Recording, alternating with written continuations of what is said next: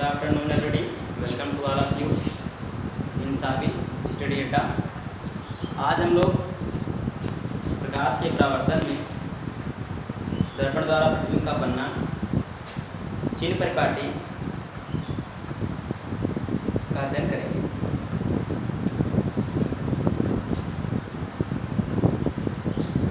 प्रकाश का परावर्तन,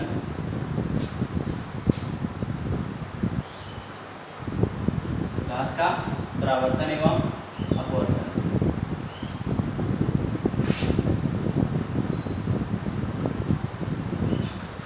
reflection of light and it's reflection. हम लोग क्या पढ़ेंगे आज?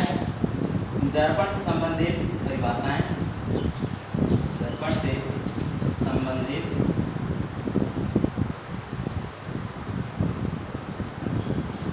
परिभाषाएं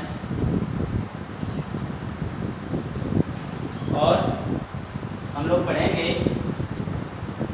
चिन्ह परिपाटी, चिन्ह परिपाटी तथा प्रकाश के परावर्तन में हम लोग पढ़ेंगे दर्पण द्वारा प्रतिबिंब का बनना, प्रतिबिंब का बनना।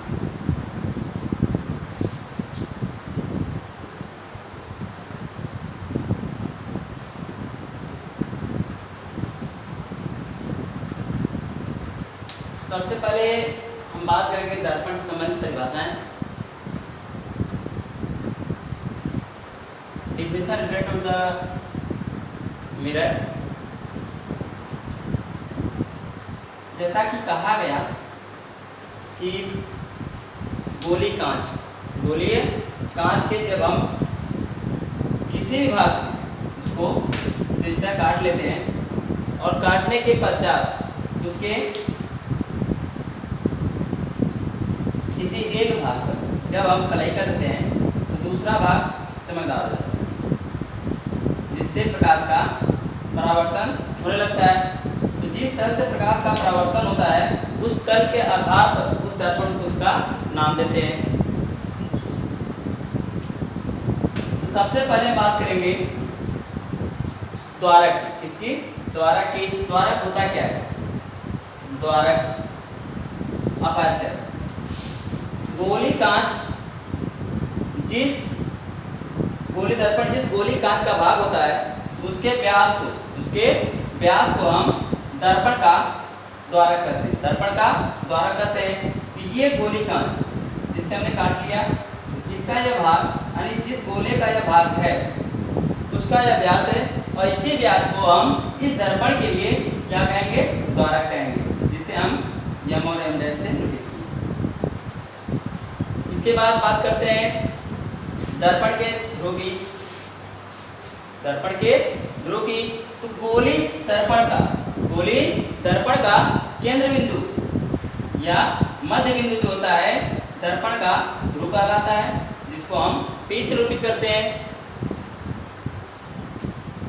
गोली दर्पण जिस खोखले गोली कांच का भाग होता है उसकी त्रिज्या को दर्पण की वक्रता त्रिज्या कहते हैं। इसको C से निरूपित करते हैं। नंबर 2 वक्रता त्रिज्या।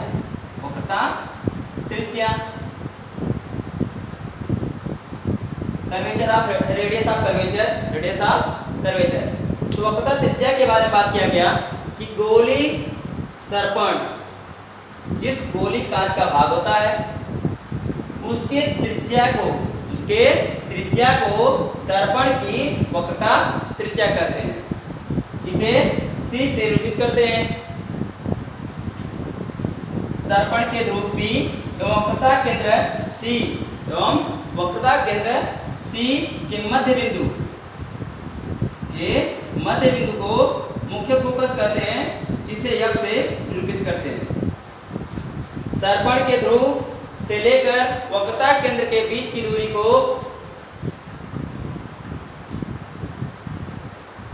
वक्रता त्रिज्या, जिसे हम R से भी निरूपित करते हैं। वक्रता केंद्र एवं ध्रुव के बीच की दूरी वक्रता केंद्र C और दर्पण का ध्रुव वक्रता केंद्र C एवं दर्पण का ध्रुव के बीच की जो दूरी होती है उसे वक्रता त्रिज्या कहते हैं।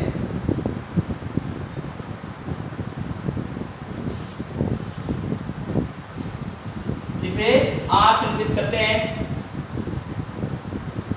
इसके बाद दर्पण के वक्रता त्रिज्या के आधी दूरी को फोकस दूरी कहते हैं। फोकस दूरी कहते हैं जिसे स्मॉल f से निरूपित किया जाता है, फोकल लेंथ। अब इसके बाद बात करें मुख्य अक्ष। दर्पण के ध्रुव एवं वक्रता केंद्र C, दर्पण के ध्रुव P तथा वक्रता केंद्र C को मिलाने वाली रेखा को दर्पण का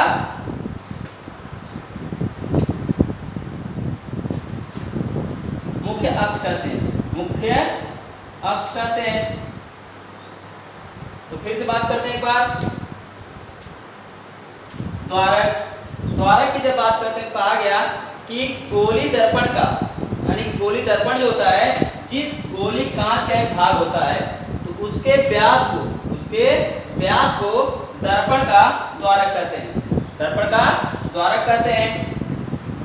गोली दर्पण का केंद्र बिंदु दर्पण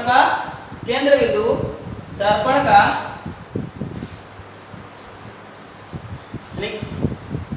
मुख्य ध्रुव कहलाता है। दर्पण का ध्रुव कहलाता है जिसको P से निरूपित करते हैं। गोली दर्पण का वह भाग यानी कि गोली कांच का जो त्रिज्या होती है, गोली कांच की त्रिज्या जो होती है वह गोली दर्पण की वक्रता त्रिज्या कहलाती है, जिसे R से निरूपित करते हैं। गोली दर्पण के केंद्र बिंदु यानी कि जो कांच है उसका केंद्र बिंदु से इस दर्पण के यानी कि परिध पर मिलने वाली जो रेखा होती है, इनके बीच की पूरी दूरी यानी कि जिसे हम वक्रता केंद्र कहते हैं, कर्वेचर ऑफ सेंटर, जिसे C से निरूपित करते हैं या वक्रता केंद्र कहते हैं। अर्थात गोली दर्पण का केंद्र बिंदु जो है या फिर गोली कांच का जो केंद्र होता है उसे इस गोली दर्पण का वक्रता केंद्र कहते हैं। और P तथा C यानी ध्रुव व वक्रता केंद्र के बीच की दूरी को वक्रता त्रिज्या कहते हैं, जिसे R से निरूपित करते हैं। दर्पण के ध्रुव तथा वक्रता केंद्र C को मिलाने वाली रेखा को मुख्य अक्ष कहते हैं। अर्थात ऐसे भी कह सकते हैं कि जब जो प्रकाश किरणें परावर्तन के पश्चात लौटती हैं तो मुख्य अक्ष के समांतर हो जाती है। अर्थात आने वाली प्रकाश किरणें दर्पण के मुख्य अक्ष के समांतर चलती हैं।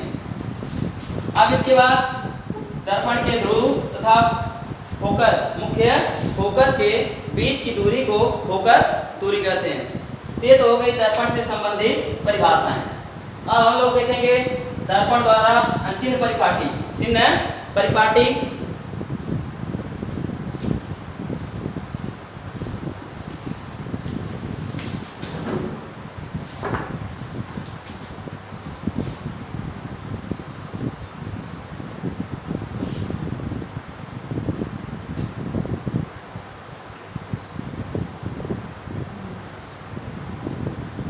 ये हमारा हो गया चतुर्थांश।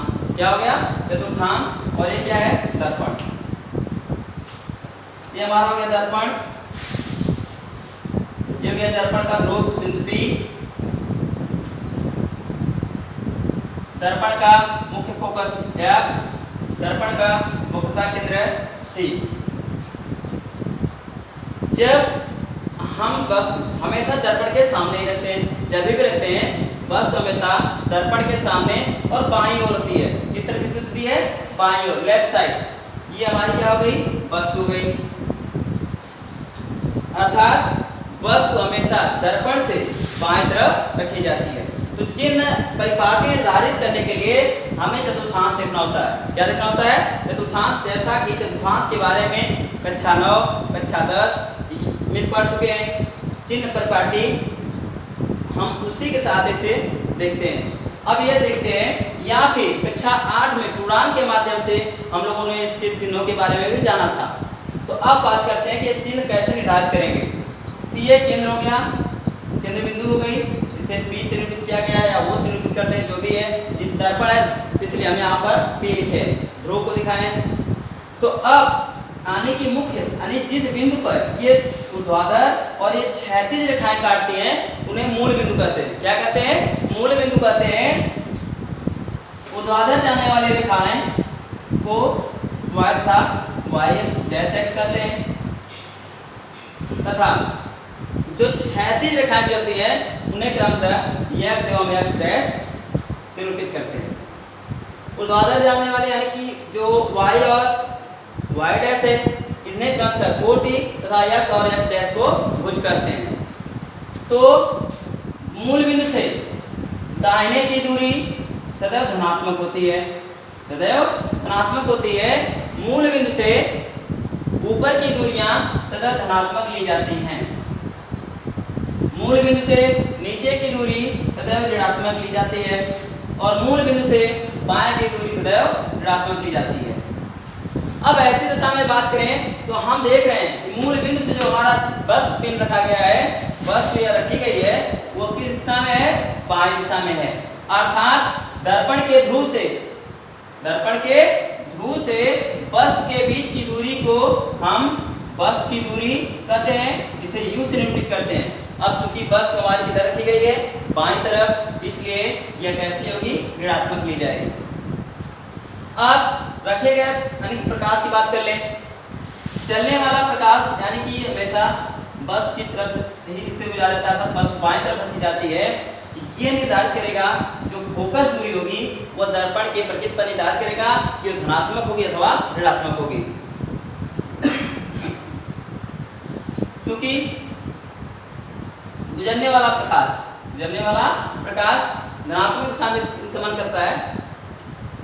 अब इसके बाद बात कर लें तो बनने वाले प्रतिबिंब के बारे में बात करें तो बनने वाला प्रतिबिंब ये देखा जाएगा कि ये किस दिशा में बना, इस दिशा में बना हुआ, दाएं अथवा बाएं। अगर मूल बिंदु से बाएं बनता है तो बाएं बने हुए प्रतिबिंब जो भी होते हैं वे वास्तविक उल्टा और वस्तु से बड़ा होते हैं। दाएं वाले बनने वाले प्रतिबिंब आभासी और सीधा तथा वस्तु से छोटा होते हैं, केवल अवतल दर्पण के स्थिति को छोड़ करके।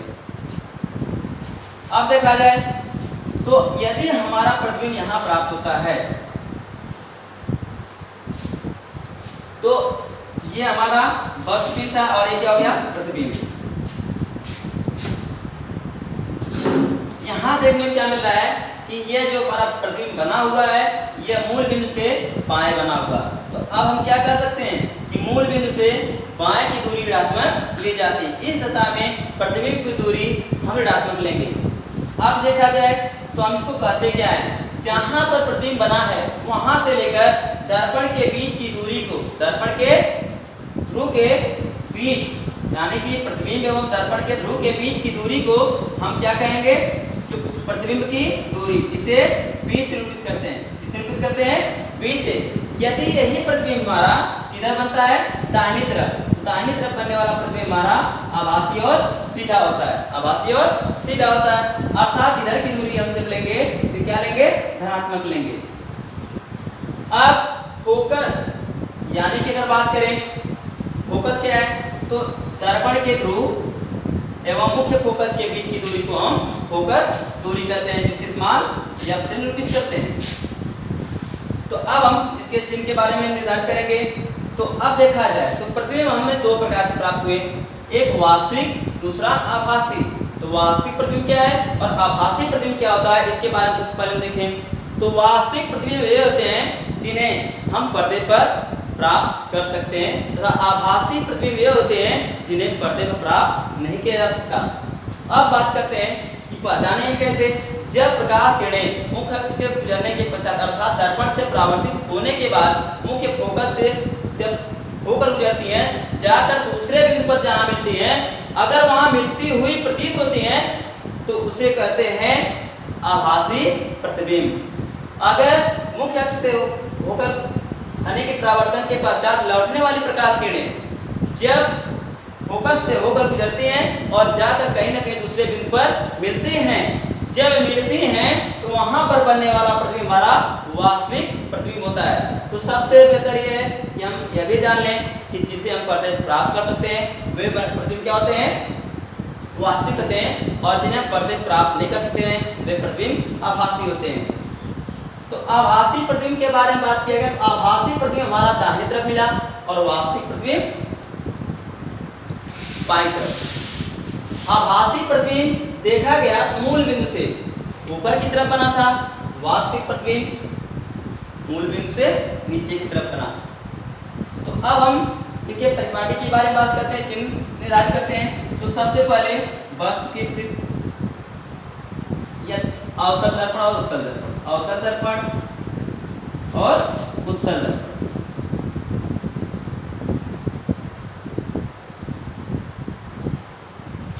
तो प्रतिबिंब हमारे कितने प्रकार के बनते हैं, दो प्रकार के।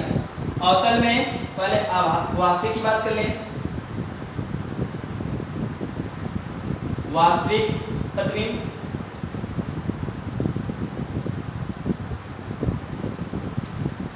दूसरा आभासी प्रतिबिंब,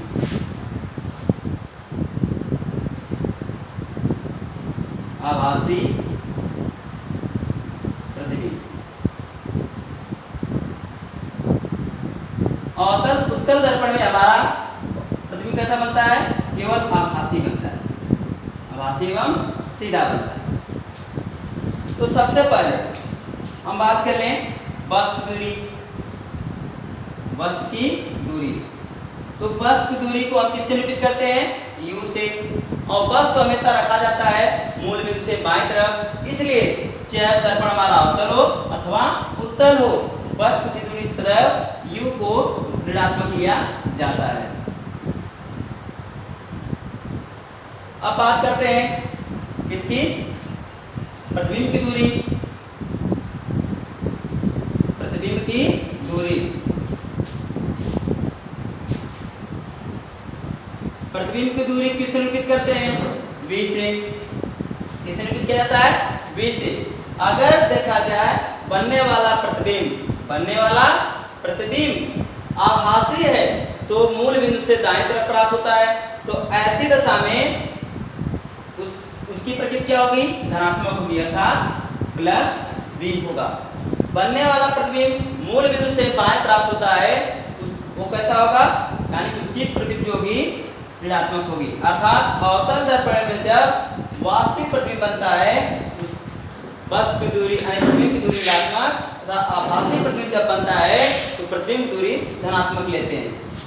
अब उत्तल दर्पण की बात करें, उत्तल दर्पण में सदैव दो स्थितियां होती हैं। जब यानी कि वस्तु अनंत पर रखा जाता है तो उसका प्रतिबिंब हमें कहां पर मिलता है, मुख्य फोकस F पर, वस्तु से छोटा आभासी और सीधा होता है। इसके पश्चात जब ध्रुव एवं अनंत के बीच कहीं पर वस्तु रखते हैं तो उसका प्रतिबिंब हमें P और F के बीच मिलता है, वस्तु आभासी सीधा वस्तु से छोटा बनता है। अर्थात दोनों स्थितियों में हमें आभासी मिलता है। तो ऐसे हम कह सकते हैं कि उत्तल दर्पण में जो प्रतिबिंब की दूरी होती है वे सदैव धनात्मक होती है, वह सदैव धनात्मक होती है। अब बात कर ले फोकस दूरी F की, फोकस दूरी F की, फोकस दूरी। तो उत्तल दर्पण की अगर बात हम कर लें, ये हमारा है उत्तल दर्पण। उत्तल दर्पण में जब देखते हैं कि हमारा फोकस इधर होता है, इधर होता है, तो कहने का तात्पर्य ये है यहाँ से परावर्तन होता है। आप देखिए ये प्रकाश की दिशा यानी कि इस तरह देखा जाए तो किधर की तरफ हो रही है, यानी फोकस से सदैव दाएं से चलकर बाएं ओर जा रही है। अवतल में जबकि देख रहे हैं तो बाएं से चल करके दाएं तरफ जा रही है। इसलिए अवतल दर्पण की जब फोकस दूरी लेते हैं यह ऋणात्मक, और उत्तल दर्पण की फोकस दूरी अवतल दर्पण में यदि प्रतिबिंब वास्तविक हो चाहे आभासी, फोकस दूरी हमेशा कैसा लेते हैं, ऋणात्मक लेते हैं। बात करते हैं उत्तल दर्पण की, तो उत्तल दर्पण में फोकस दूरी सदैव धनात्मक होती है। अब बात करते हैं आवर्धन की, तो आवर्धन क्या होता है, मैग्निफिकेशन, रेखीय आवर्धन या फिर आवर्धन, लीनियर मैग्निफिकेशन या मैग्निफिकेशन। तो आवर्धन को हम कहते हैं जिसे यम से निरूपित करते हैं, मैग्निफिकेशन का शॉर्ट फॉर्म यम होता है। तो कहते हैं कि length of image upon length of object और ratio of image length upon and object length, that means h dash upon h, m equal to h dash upon h or m equal to h dash upon h is equal to minus b by u। जहां पर बात करें तो b क्या हमारी है, प्रतिबिंब की दूरी है, u क्या है, वस्तु की दूरी है। तो अब ऐसे दशा में हम कह सकते हैं कि आवर्धन किसे कहते हैं, तो आवर्धन होता है प्रतिबिंब की दूरी एवं वस्तु के दूरियों का अनुपात। अगर आवर्धन का मान जो है 1 से छोटा है, इससे छोटा है, 1 से छोटा है, प्लस माइनस 1 से छोटा है, तो बनने वाला वस्तु का प्रतिबिंब वस्तु से सदैव छोटा होगा, पहली स्थिति। दूसरी स्थिति, अगर आवर्धन यम का मान प्लस माइनस 1 के क्या है, बराबर है, प्लस माइनस 1 के बराबर है, तो कहा जा सकता है कि बनने वाला जो प्रतिबिंब होगा वह किस वस्तु के लंबाई के बराबर होगा। नंबर 3, अगर आवर्धन यम का मान जो है प्लस माइनस 1 से बड़ा है, आवर्धन यम का मान प्लस माइनस 1 से बड़ा है, तो हम कह सकते हैं कि बनने वाला जो हमारा प्रतिबिंब होगा वह वस्तु से बड़ा होगा। ये हो गया चिन्ह परिपाटी। यानी कि देखा जाए तो अवतल दर्पण में जब प्रतिबिंब हमारे वास्तविक बनते हैं उस समय फोकस दूरी क्या होती है, ऋणात्मक, बस दूरी ऋणात्मक, प्रतिबिंब दूरी ऋणात्मक। जब प्रतिबिंब आभासी बनता है किसके द्वारा, अवतल दर्पण के द्वारा, उस समय वस्तु दूरी ऋणात्मक, प्रतिबिंब दूरी धनात्मक, फोकस दूरी ऋणात्मक। जब उत्तल दर्पण की बात करते हैं तो उत्तल दर्पण में आपको हमने बताया कि 2 ही प्रतिबिंब बनते हैं, एक अनंत पर रखने पर, मुख्य फोकस पर, वस्तु से छोटा, आभासी और सीधा बना था। दूसरी स्थिति में हमने बताया कि जब वस्तु हम अनंत एवं ध्रुव के बीच कहीं पर भी रखते हैं तो उसका प्रतिबिंब में P और M के बीच में आभासी वस्तु से छोटा बनता है, अर्थात आभासी प्रतिबिंब में सब किस तरफ बनते हैं, दाईं तरफ। तो ऐसी दशा में अब बात कर लें वस्तु की दूरी, तो वस्तु दूरी माइनस में क्या होती है, क्योंकि वस्तु हमेशा सदैव दर्पण के बाएं रखी जाती है। तो इसलिए इसकी दूरी उत्तल दर्पण में वस्तु दूरी क्या हो गई, ऋणात्मक हो गई, प्रतिबिंब दूरी धनात्मक हो गई, फोकस दूरी धनात्मक हो गई। आवर्धन के बारे में बताया गया कि यह प्रतिबिंब की लंबाई तथा वस्तु के लंबाई के अनुपात को रेखीय आवर्धन कहते हैं, इसे यम से निरूपित करते हैं। इसे हम लोग h डैश बटे h या I by O लिख सकते हैं, length of image upon length of object, या फिर m equal to h dash upon h equal to minus v by u, जहां पर v क्या है, प्रतिबिंब की दूरी, u क्या है, वस्तु की दूरी। अब यदि आवर्धन का मान 1 से छोटा होता है तो हम कह सकते हैं कि बनने वाला जो प्रतिबिंब है वह सदैव वस्तु से छोटा है। अगर आवर्धन m का मान 1 के बराबर है तो कहा जा सकता है कि वस्तु का जो प्रतिबिंब बन रहा है वस्तु के बराबर है। अगर आवर्धन का मान हमारा 1 से बड़ा है तो हम कह सकते हैं कि बनने वाला प्रतिबिंब वस्तु से बड़ा होगा। अब यहाँ पर आवर्धन में प्लस या माइनस का मतलब है कि अगर प्लस दर्शा रहा है तो प्रतिबिंब सीधा है, माइनस दर्शा रहा है तो प्रतिबिंब उल्टा है। अर्थात प्लस का मतलब आभासी, माइनस का मतलब वास्तविक, उल्टा और वास्तविक। तो ये हो गया चिन्ह परिपाटी। अब हम बात करेंगे प्रतिबिंब जो बना उसके बारे में।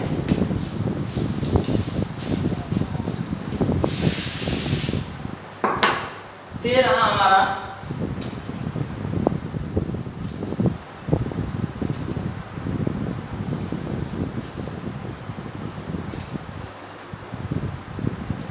उत्तल दर्पण। इसका यह मुख्य फोकस यहाँ से प्रकाश किरण वस्तु से होकर जा रही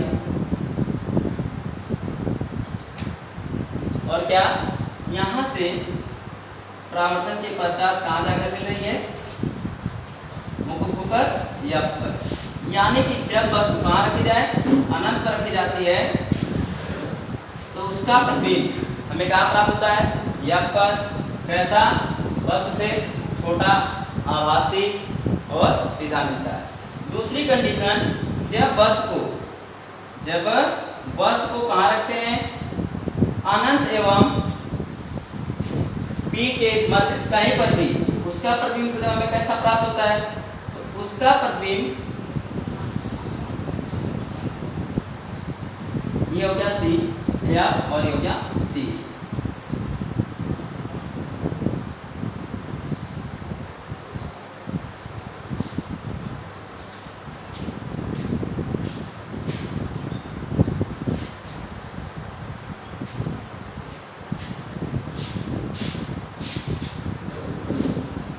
देखिए ये कहाँ चल रही है, मुख्य फोकस से होकर गुजर रही है और वह वक्रता केंद्र से। तो हम एक कह सकते हैं, मतलब जब वस्तु को अनंत एवं P के बीच कहीं पर भी रखते हैं, तो उसका प्रतिबिंब हमें F और P के मध्य में वास्तविक और वस्तु से छोटा मिलता है।